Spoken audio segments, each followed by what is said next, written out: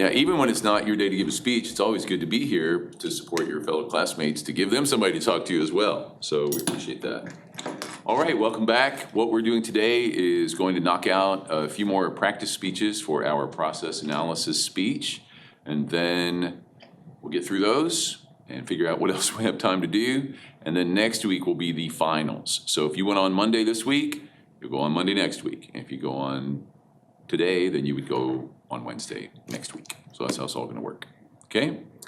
All right, well, with that, let's get somebody up here. Let's start with, who's first on the list? I think Ari, you would be first. No, Kenyon, we'll give you a break there, Ari, for a second. Kenyon, you're first.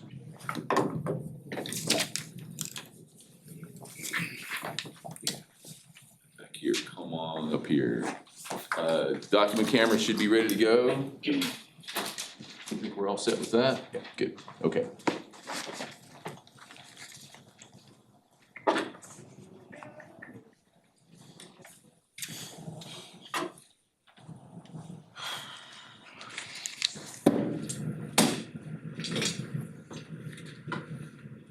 Okay, hold on a second. Get situated here.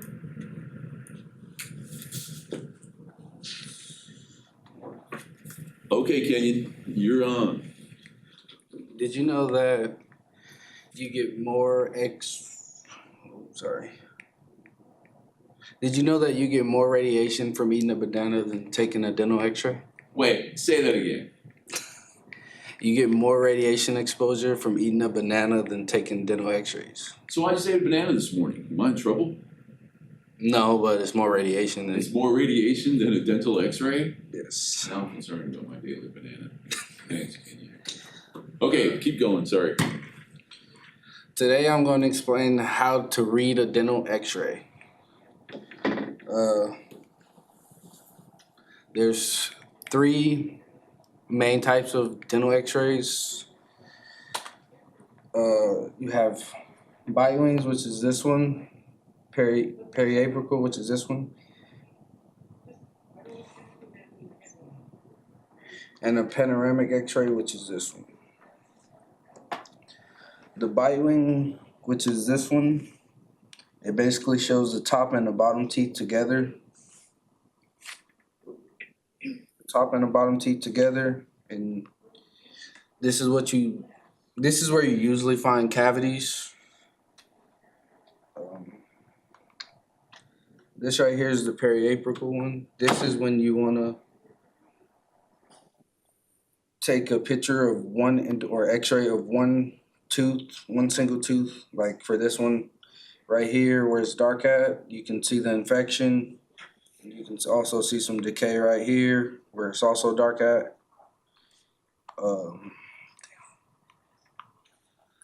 And a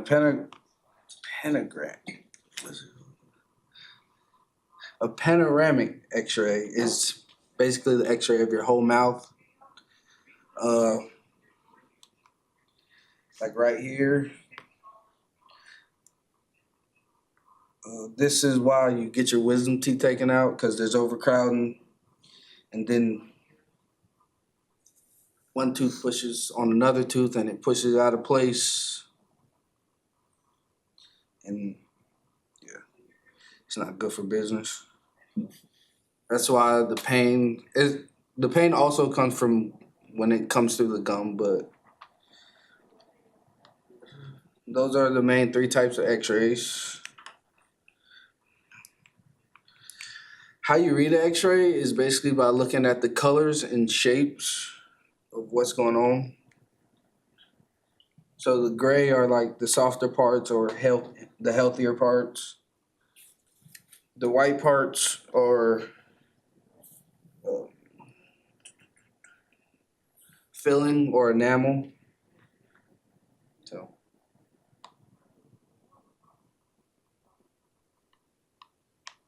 like the gray right here is really healthy.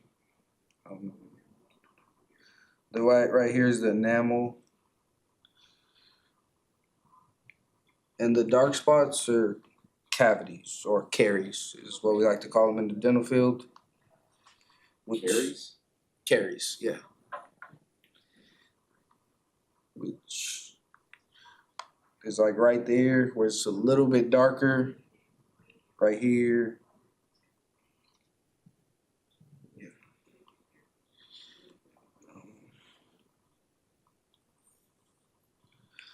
And the white areas are fillings. So like right here. That's a pretty big filling, but this is also a pretty big filling. Why are x-rays important? They are important because you can check health of your teeth. You can see you can check bone health, and you can check for cavities or check and find cavities earlier than later.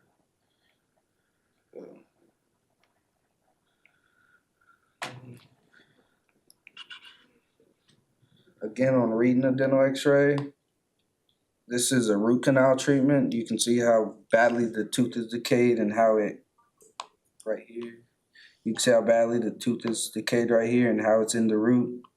And that's why you get a root canal, which is that.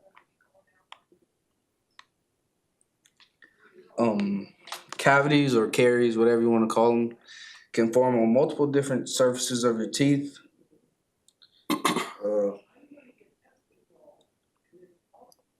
Just if you put your tongue and rub them against your teeth, like on the inside, that would be lingual. That's the lingual surface. It's pretty hard to get cavities or caries there because your tongue is always licking and moving around in there. If you lick on the outside with your tongue, I have braces, so it might be hard for me to lick my actual teeth. But if you lick the outside, that's the labial or facial is what we like to call it. Like the side, yeah. The on your molar teeth, like the surfaces, that's called the buccal. That's where you're probably going to see the biggest cavities. And in between the teeth, which is incisal or distal or lingual, is where you'll find the most cavities, but they'll be smaller because, let's be honest, a lot of people don't floss. Yeah. But Okay, so your encouragement to us is what? floss and brush 3 to 5 times a day. How many times? 3 to 5 times a day. 3 to 5 times a day, floss? No, brush 3 to 5. Brush 3 to 5 Floss times. twice a day. Okay. Now, and here's the question, the wider application of this. So dental health Yes. becomes what?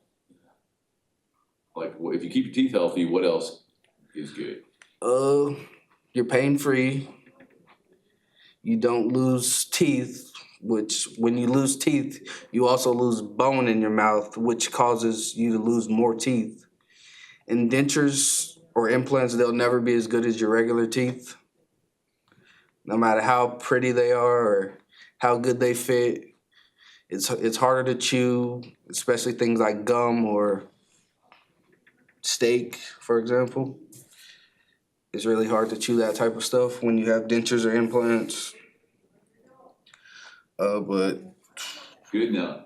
Any questions? any questions? What do you think about people getting like veneers and stuff like that? Have you ever seen a dentist with veneers? I've never seen it. Exactly. Any more questions? Interesting answer. I'll ask you this, what I was really after there, and you answered it, dental health is the way I've learned it, is long-term health. Yes. So my dental specialist told me that the plaque that is on your teeth, if you don't keep it cleaned off, that plaque goes into your bloodstream and then becomes the plaque that can clog up your arteries. It's the same plaque that's on your teeth that can clog up your heart or your arteries. So it's really important to keep your teeth clean so you don't infect your bloodstream. Are you aware of that? I was not aware of that, but I do know plaque turns to tartar. And tartar's really hard to get off. You can't just brush that off. You gotta go to a dental hygienist and they have to scrape it off or Scrape it off. Yeah, that was what my hygienist told me. She goes, that same plaque that, is on your teeth, goes into your blood and. I did can not mess know up your that. teeth. So, Did All you right, have a let's- question? no, go ahead. Somebody else have a question? Oh, yeah. Ari? It kind of goes along with what you said. I can't remember who, but somebody told me, actually, one of my grandparents had something like neurological go wrong, and it was because she had like an infected tooth and she didn't take care of it. Mhm. So over time, it caused a neurological problem. Mhm. And when she fixed it, the problem was solved. Wow, interesting. All right, Kenya, thank you for that interesting presentation. That's a new one. As far as these speeches go, I've never had anybody do the dental x-rays. Ari, you wanna pick up next? You did it. Yeah, 1,000 ohms. While she's going up there, I would say that was good overall, good description of terms. If you practice a little bit more, you'd be a little smoother. But I thought overall it was organized well. I really like your opening attention getter. And I think if you tightened up the ending a little bit, that'd be really strong all the way around. Here you go. Good job.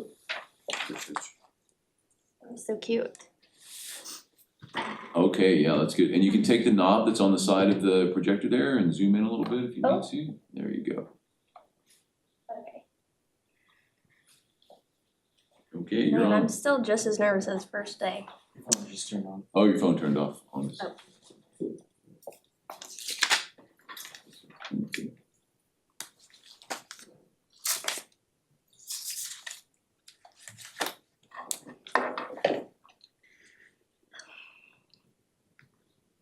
I'm nervous.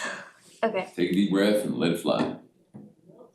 That's gonna happen a lot, probably. Have you ever seen a newborn kitten? I'm talking about the tiny ones that can fit in your palm. Whose eyes aren't even open yet. As cute as they are, they're extremely fragile. Without their mother, they usually won't survive unless someone steps in and takes care of them properly. That means if you ever find one, you're not just helping, you're basically becoming its lifeline. So the next question is, what do you do? Today, I'm going to explain how to raise a newborn kitten. While it might sound simple, it involves a lot of responsibility. The process can be broken down into the main steps of feeding the kitten, keeping the kitten warm and clean, and helping it grow and develop. First, feeding the kitten is the most important step. Newborn kittens cannot eat regular food, and one of the biggest mistakes people make is giving them cow's milk. Cow's milk can make them very sick. Instead, you must use a special kitten formula. KMR is the brand that I chose. It is designed to give them the nutrients they need. So if you look right here, this was the first day I found him. Can you see that? Yeah. You can see he still has his umbilical cord, and his eyes are still closed. He was 2 days old when I found him. So I rushed straight to the vet and said, what do I do? And then to go along with the feeding part, this is him eating his bottle, laying on his stomach, which is the way you want to do it. I'll explain that more in detail. When feeding them, these kittens need to be fed every 2 to 3 hours, even throughout the night, so it's a commitment. When feeding them, you should always hold them on their stomach, as shown right here, or lay them flat on their belly. Not on their back, because that's the natural position they would nurse from their mother. Feeding them the right way is essential because without proper nutrition, they won't survive. Next, you must keep the kitten warm and clean. Newborn kittens cannot regulate their own body temperature, which makes it easier for them to be cold. To prevent this, you should use a heating pad, set on a low or warm blanket, and keep them in a small, safe space, like a box lined with towels. Another thing that most people don't realize is that newborn kittens can't go to the bathroom on their own. Oops. Normally, their mother would stimulate them, so You must do that with a warm, damp cloth yourself after each feeding. It might sound strange, but it's a critical part of keeping them healthy. Finally, helping the kitten grow and develop is the last step. As the kitten gets older, things start to get a little easier. Around 3 to 4 weeks old, you can begin introducing soft foods, and they won't need to be fed as often.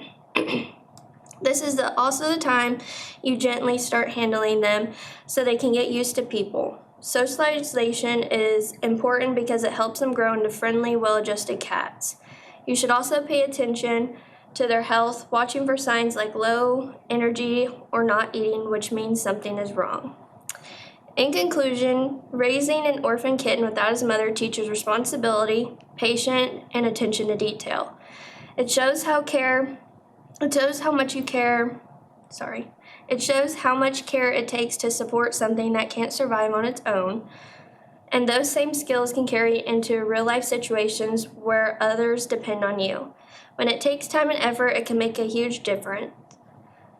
Something so small and fragile can survive and grow simply because someone took the time to care. Any questions? Thank you. And I do have more pictures as well.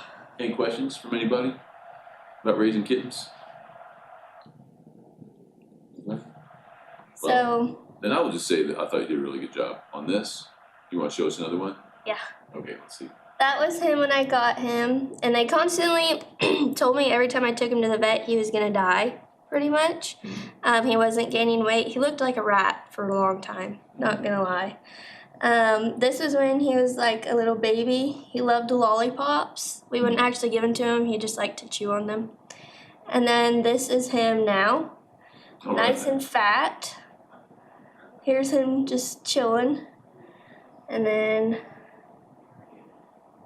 this was when he first opened his eyes. So when a kitten first opens their eyes, it's black. So then you get worried if you've never done it before and you're like, why are these kittens' eyes black? That's normal. Is that because then- you're only seeing the pupils at that point? I think so, yeah. You're not, the eye hadn't opened up enough to Yeah. see the rest of it? Okay. And then they'll turn blue and then they'll get their actual color. Mine has like brownish eyes. Now, this is my mom feeding him. I was still living at home when I had rescued him. You don't want to do this. He's on his back. Yeah, but he loved to hold his bottle, so. And then I added this picture because it's like my favorite picture when he was a baby. He was nice and fat after feeding. And that's it. And what's his name? So his name is Seven. It's my lucky number, 777. Okay. And I found him when I was going through a really tough time in my life, so I just named him that, but he doesn't know that. He knows T-Mow for whatever reason. That's the only thing he listens to. T-Mow, Fat Cat, Mr. Bean. That's really it. And we get to meet him next week. Yes. All right, we'll look forward to it. Okay, thank you. All right, good job. I like that one. I also like your wider application and global context. I didn't get there at the end of that, but you brought all that up. You know, if you can learn to do this, then you can assume all these other responsibilities, and so I thought that was really good. Thank you. Very nice. I lost my paper for the outline of how it's supposed to be, so I kind of just winged it. You did a good job. Okay. It's more or less, that's how you do it. Attention getter, purpose, here's what I'm doing, here's how I'm gonna do it. First, second, third, fourth, some cautionary steps. Wider application, encouraging us, go ahead, Jacob, you're good. Alright. So I thought that was solid.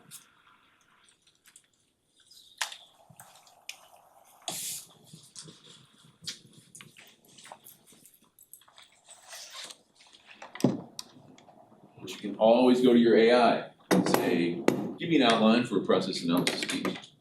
You'll get that. And the reason I believe in using AI pretty liberally as long as you let us know if you quote it or something like that. But if you just make an outline, Right. you have to fill in all the information, so it's Well, I have my composition one teacher that she doesn't like AI. Com- She said that every homework that we do has AI. Well, I know some Comp 1 teachers are kind of freaked out about it because it's allowing you to really be a better writer. And so I have some thoughts on that, but I think you should be able to use it. I hate her. Well, don't hate, save your hate for something real. Instead of using your, what's that? Huh? Restaurants? No, Emma's? Oh, yeah, well. Don't say anything else.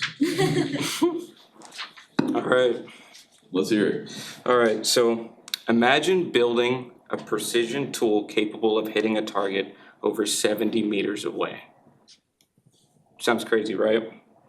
Today, I will walk you through the step-by-step process of assembling an Olympic-level recurve bow. So, first thing you do is you need to assemble all your pieces, right? So this right here is called the riser. It's your handle that you hold on to whenever you're pulling your bow back. It has these what are known as limb bolts that attach to the limbs, which are the flexible pieces that the bow or the string holds on to. And they're marked underneath with a upper and lower basically distinction so that you know what limb goes in what area. So to attach it, you take this little like knob right here and you insert it into the limb pocket. So you click it, so you push it in and wait for the click. And then you do the same thing for the lower limb. So you push it in.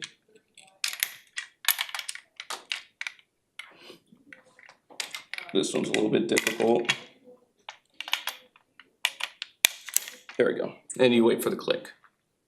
Now the string, it has two different loops. There is the big loop and then there's the little loop. So the big loop goes on the upper limb right here and it will slide down. And then the little loop goes on the bottom limb and you will just put it over and into this limb trough right here. You will then take your stringer, which has two pieces as well, which has a pocket and a stop. The pocket will go over the small loop, and then you will put the stop on the other side of the limb, of the bigger loop. And then you space your legs out evenly, and then you gently pull up, and then you push over until it is on the string trough. And then you gently let down. You can take your stringer off, and presto, you have a fully strung bow. Now, after that, you then gently pull it back twice. This will warm the limbs up, and it will keep them from breaking, because if you shoot a cold limb, they will break. And to de-string the bow, you just do the exact opposite of everything you just did. You put the pocket on the loop on the bottom, you space your legs out, and then up and off. And there you go. You have de-strung the bow. You then push in the limb bolt and then pull out. And you do that for both sides.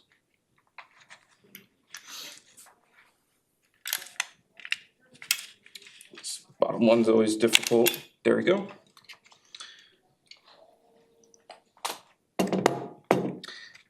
And why would anyone want to learn this or anything like that? That's always the question that I get whenever I'm trying to teach somebody anything about archery.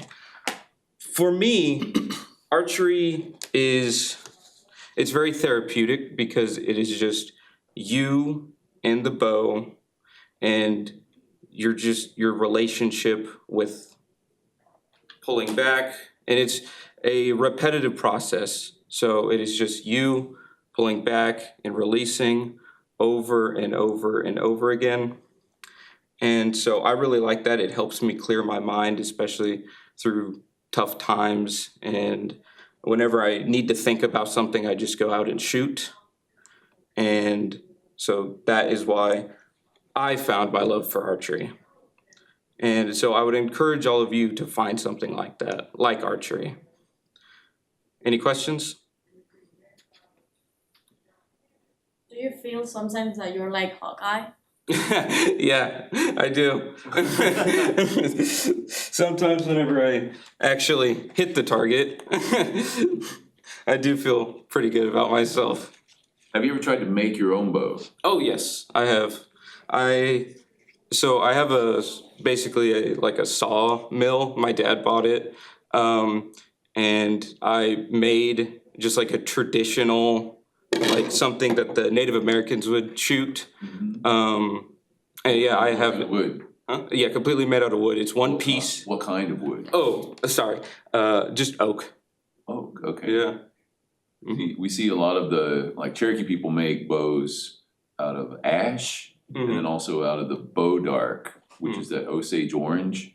That's kind of the favorite one. Well, ash is very flexible, so I feel like that's why that they would use that for bow. And the bow dark then, it hardens in such a way that it just lasts forever. Oh, yeah. You know, there's 100-year-old bow dark bows out there. Mhm. So, all right, very good. Let's give them a hand. Way to go. Thought that was really interesting.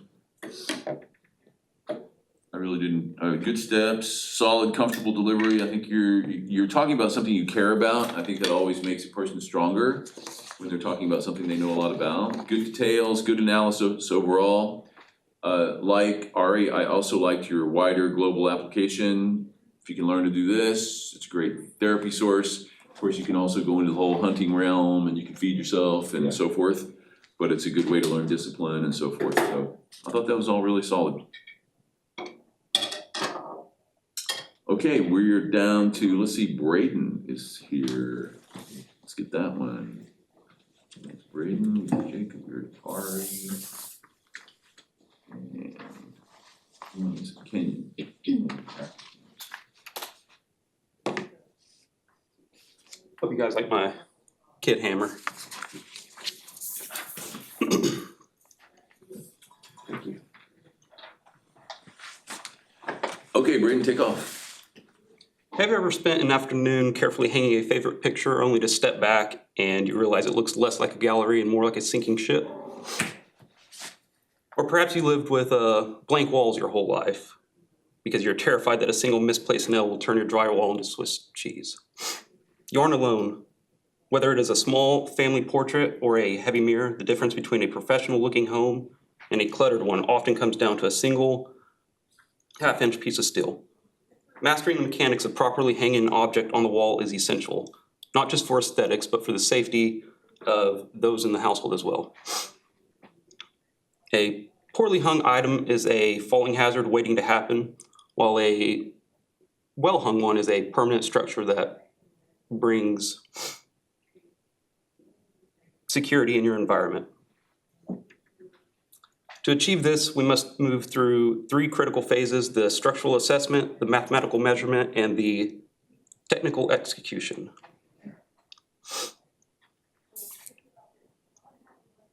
The first and most vital step in the process is the assessment, which involves determining exactly what is behind your paint.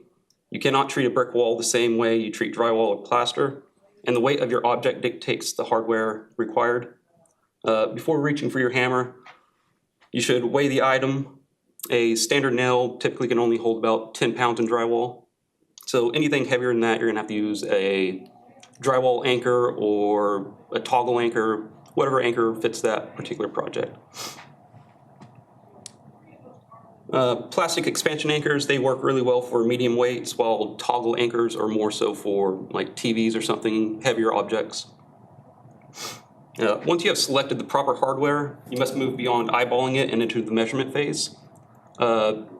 Typically museum quality, they like to hang their pictures eye level, which is roughly 60 inches off the ground.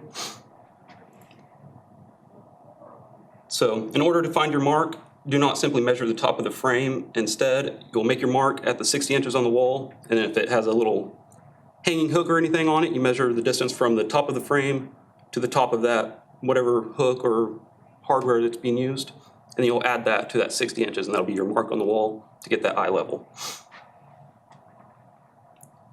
To avoid the common pendulum effect where your pictures are just constantly, left, right, they're never centered, it seems like, you can take 2 points, basically equal distance apart depending on the hardware you're using and everything, and that'll keep it from doing that whole pendulum effect.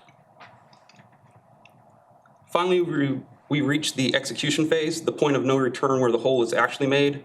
To make this easier and more accurate, you can use the painter's tape trick, which is just taking a strip of painter's tape, putting it on the back of your picture frame, and usually a lot of picture frames have those little claw-like little hooks on the back of them. You just put that painter's tape across the back and you can mark where those are, take the tape off and put it on the wall where it's supposed to go, and you'll know exactly where to put your nails at. Whenever you're hanging the picture frames, always use a level to make your marks. You don't want to have them off-centered and it's just kind of looking like it's running downhill.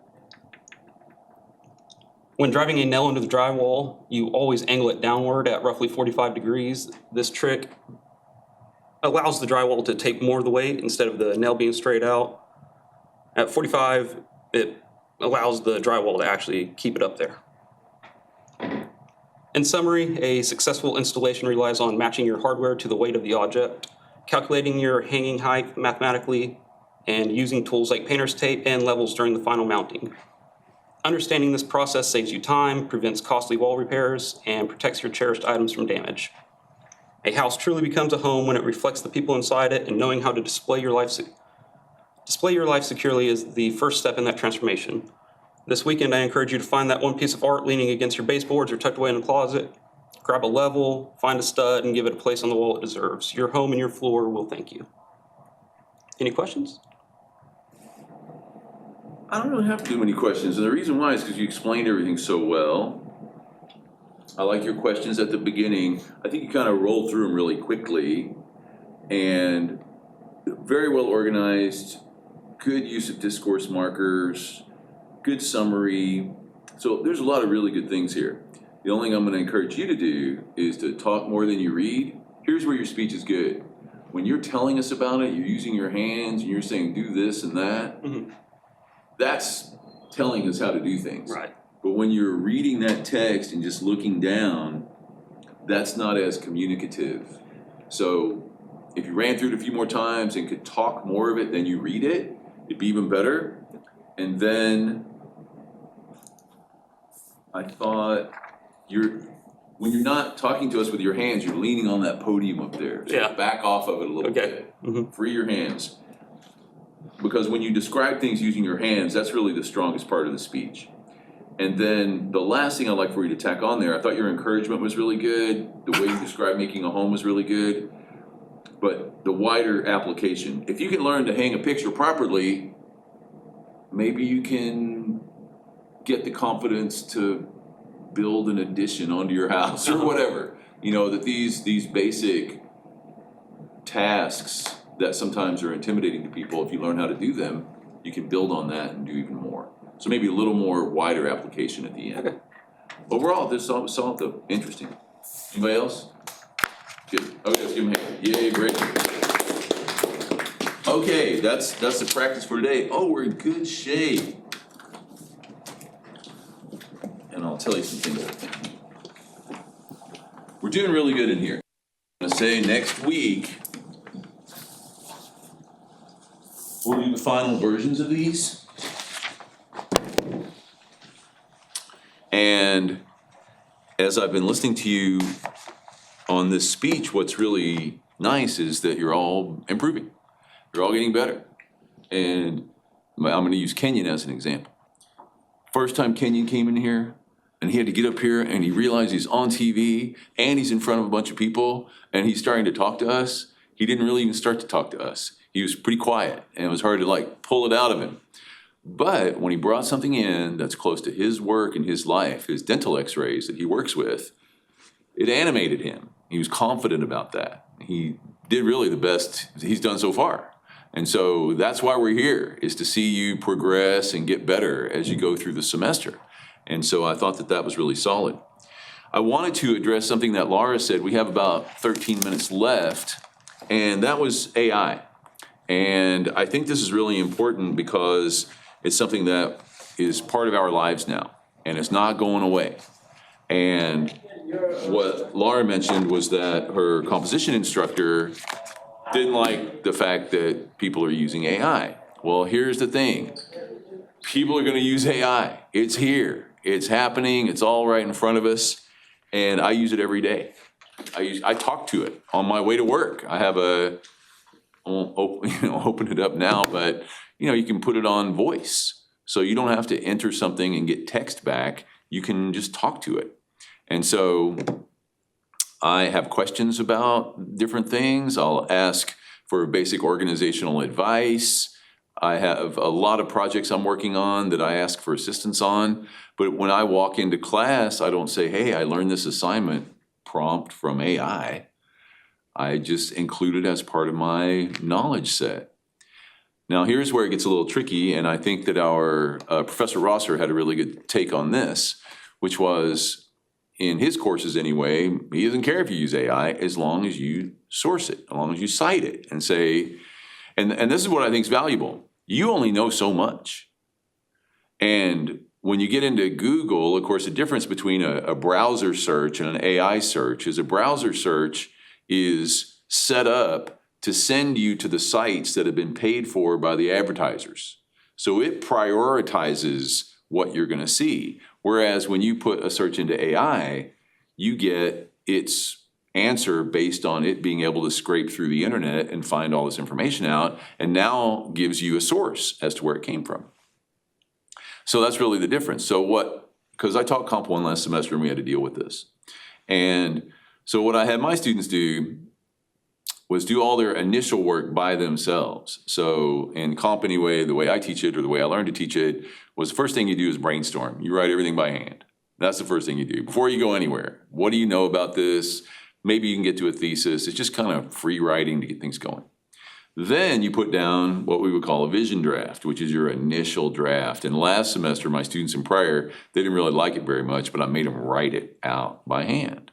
And my strategy for that was, I want you to go through the process of writing, old school writing. Then what we did was typed it up in the writing lab. So now everybody's got a printed copy. Then, once they've done that, they did the pre-writing on their own, they wrote their vision draft on their own, and they typed their rough draft on their own. Then I said, copy and paste this into ChatGPT. And with a prompt that says, what could I do to improve this essay? And you paste it in there. Then it says, well, you could make your intro stronger, or you might use another source to support your argument, or you might do this, or you're using the passive voice too much, or something like that. And then I got each student to tell me what ChatGPT said about their essay.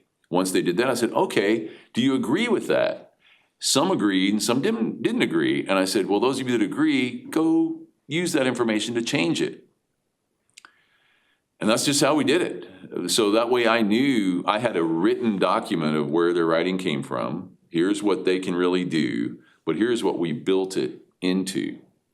And so we're in a very odd transitional period here with regard to college and knowledge and writing and who does what and who really is the author of this or that. Well, AI is supposed to be a tool for us. Without a doubt, it is a tool. And if we're leaving that tool in the toolbox or not even taking it home from the hardware store, we're not working with a full toolkit or a full tool belt, because it's here for us. And so everybody's having to deal with this. Every professor or instructor has to put at the end of their syllabus how they feel about it. You can use it with a source. You can use it freely, or you can't use it at all. And I understand the rationale for each one of those. But at some point, Laura, you'll be out of that class. And you'll still need to be able to come up with a document every now and then. And so in the professional world, nobody's gonna ask you where it came from. The problem is, what if it's wrong? And you lead somebody down a bad path because you've just taken whatever you put in there and it gave you this result. And so now you tell your boss and your assembled team that, well, here's my work, instead of saying, you know, I asked AI about this and it gave me this. Then at least that takes you off the hook a little bit. Because we're seeing a lot of examples of attorneys, for example, using AI and getting things wrong. Because AI is not in any way perfect at this time. So I ask it music questions all the time. You know, what's an alternative way to make this chord? Or give me an interesting chord progression that I can practice. It'll give me something. And sometimes it'll say something that doesn't quite ring true with me. I'll say, wait, that doesn't seem right. And then it will say, you are right, Dr. Foley, that is incorrect. I made a mistake. Thanks for correcting me. And now it's got it in that database. Because it draws from so many sources, it may take something off Reddit that somebody just wrote, just a person who that was their thought. And so it will grab that, because you'll see Reddit sometimes as the sources. And I've followed that, and it's just a random post of somebody. So when I went through graduate school for my PhD, our first graduate instructor, we had a course called Intro to Grad Studies. Everybody had to take. And what you did was went through all the processes of scholarship. Here's good scholarship practice. In order to be credible as a writer and a scholar, you need to do X, Y, and Z. And of course, a very important part of that is quoting other people and then citing those sources. Well, now, the thing is, everything's changing so rapidly. I would go, just to start with, I don't know if it has ChatGPT on here or not. Let's see if I can get there without going to my personal account. Yeah, let's go with the screen there, Eddie, and we'll get that on both. Let's say, what professions are in jeopardy as a result, I didn't spell Jeopardy right, of Jeopardy. What am I doing there wrong, y'all? Is it just JP? Jeopardy, is that it? I guess so. As a result of the progression of AI.